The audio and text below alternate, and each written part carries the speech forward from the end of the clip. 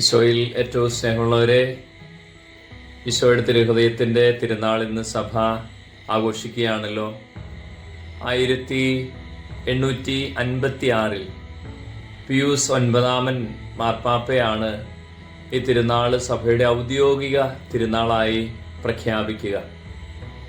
ഈശോയുടെ ദിവികാരുണ്യത്തിൻ്റെ തിരുനാൾ കഴിഞ്ഞു വരുന്ന ആ വെള്ളിയാഴ്ച ഇപ്രകാരം ഈശോയുടെ തിരുഹൃദയത്തിൻ്റെ തിരുനാൾ ആഘോഷം സഭയിൽ ആരംഭിക്കുകയാണ്.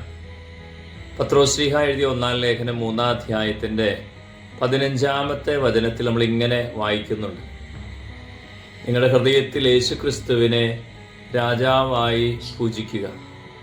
കർത്താവിൻ്റെ സാന്നിധ്യത്തെ ഹൃദയത്തിൽ പൂജിക്കുക എന്നുള്ളതാണ് ഈ തിരുഹൃദയ തിരുനാൾ നമുക്ക് തരുന്ന സന്ദേശം.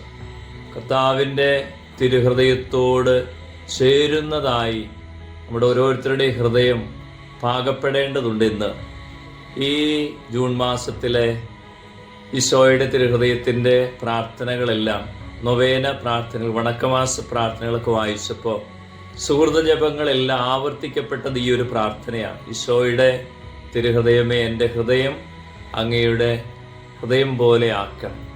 നമ്മൾ ഓരോരുത്തരിലും സംഭവിക്കേണ്ട ഏറ്റവും വലിയ ഒരു അനുഗ്രഹം അല്ലെങ്കിൽ ഏറ്റവും വലിയൊരു മാറ്റം ഇതാണ്: നമ്മുടെ ജഡത്തിൻ്റെ പ്രേരണകളാൽ കലുഷിതമായിരിക്കുന്ന മനുഷ്യൻ്റെ ഹൃദയത്തെ ദൈവസാന്നിധ്യം കൊണ്ട് നിറയ്ക്കുക. ദൈവസാന്നിധ്യം കൊണ്ട് ഈ ഹൃദയത്തെ നിറച്ച് അഭിഷേകത്തിൽ സൂക്ഷിക്കുക. എസെക്കിയേൽ പ്രവാചകന്റെ പുസ്തകം 36-ാം അധ്യായം 25 മുതലുള്ള വചനങ്ങൾ നമ്മൾ വായിക്കുന്നില്ല. ഞാൻ നിന്റെ മേൽ ശുദ്ധജലം തളിക്കും, സകല മാലിന്യങ്ങൾ നിന്നെ ഞാൻ ശുദ്ധീകരിക്കും, സകല വിഗ്രഹങ്ങൾ നിന്നെ ഞാൻ നിർമ്മലനാക്കും, ഒരു പുതിയ ഹൃദയം ഞാൻ നിനക്ക് തരും, ഒരു പുതിയ ചൈതന്യം നിന്നിൽ ഞാൻ നിക്ഷേപിക്കും, നിന്റെ ശരീരത്തിൽ നിന്ന് ശിലാഹൃദയം മാറ്റി മാംസല ഹൃദയം ഞാൻ സ്ഥാപിക്കും.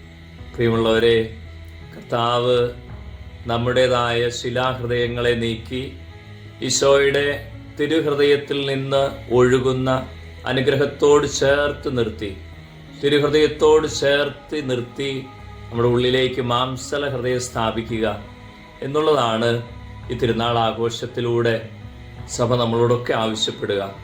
മാലിന്യത്തിൻ്റെ ഹൃദയങ്ങളെല്ലാം നീക്കപ്പെടട്ടെ. ജെറൂസലേമേ, നിന്റെ ഹൃദയത്തിൽ നിന്നും ദുഷ്ടത കഴുകിക്കളയുക, എങ്കിൽ നീ രക്ഷപ്പെടും. എത്ര നാളാണ് ദുഷിച്ച ചിന്തയും പേറി നടക്കുക? ജെറമിയ 4-ാം അധ്യായത്തിൻ്റെ 14-ാമത്തെ വചനം: ഹൃദയത്തിൽ നിന്ന് ദുഷ്ടത നീക്കിക്കളഞ്ഞ് ഈശോയുടെ തിരുഹൃദയം അതിലേക്ക് ചേർന്ന് നിൽക്കാൻ നമുക്ക് ഓരോരുത്തർക്കും സാധിക്കട്ടെ. നമ്മുടെ പ്രാർത്ഥനകളും നമ്മുടെ ദൈവവചന ശുശ്രൂഷകളും നമ്മുടെ ആത്മീയ ശുശ്രൂഷകളും വിശുദ്ധ കുർബാന ഇവെല്ലാം ലക്ഷ്യം വയ്ക്കുന്നത്, പ്രിയമുള്ളവരെ, നമ്മുടെ ജഡപ്രേരണ നിറഞ്ഞ ഹൃദയങ്ങളെ ദൈവസ്നേഹത്തിൻ്റെ ഹൃദയത്താൽ നിറയ്ക്കുക എന്നുള്ളതാണ്. എൻ്റെ അധരം ഹൃദയത്തിൻ്റെ നിറവിൽ നിന്നാണ് സംസാരിക്കുന്നത്.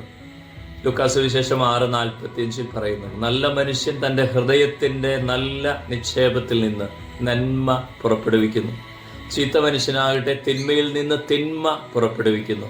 ഹൃദയത്തിൻ്റെ നിറവിൽ നിന്നാണല്ലോ അധരം സംസാരിക്കുന്നത്. ദൈവസ്നേഹം കൊണ്ട് എൻ്റെ ഹൃദയം നിറയുമ്പോൾ, ഈശോയുടെ തിരുഹൃദയത്തിൻ്റെ വലിയ സ്നേഹം എൻ്റെ ഹൃദയത്തിൽ നിറയുമ്പോൾ, എൻ്റെ അധരങ്ങളിലേക്കും എൻ്റെ പഞ്ചേന്ദ്രിയങ്ങളിലേക്കെല്ലാം അത് വ്യാപരിക്കും. പ്രിയമുള്ളവരെ, ഈ തിരുനാൾ ആഘോഷത്തിൽ നമ്മുടെ ഏറ്റവും വലിയ ആഗ്രഹം, ഏറ്റവും വലിയ പ്രാർത്ഥന ഇതാകട്ടെ: കർത്താവേ, എൻ്റെ ഹൃദയത്തെ അങ്ങയുടെ തിരുഹൃദയത്തിന് ഒത്തതാക്കണമേ. എല്ലാ മാലിന്യങ്ങളും നീങ്ങാൻ ഈ ആഘോഷങ്ങൾ, ഈ പ്രാർത്ഥനകളൊക്കെ കാരണമാകട്ടെ. ദൈവം നമ്മെ സമൃദ്ധമായി അനുഗ്രഹിക്കട്ടെ. ആമേൻ.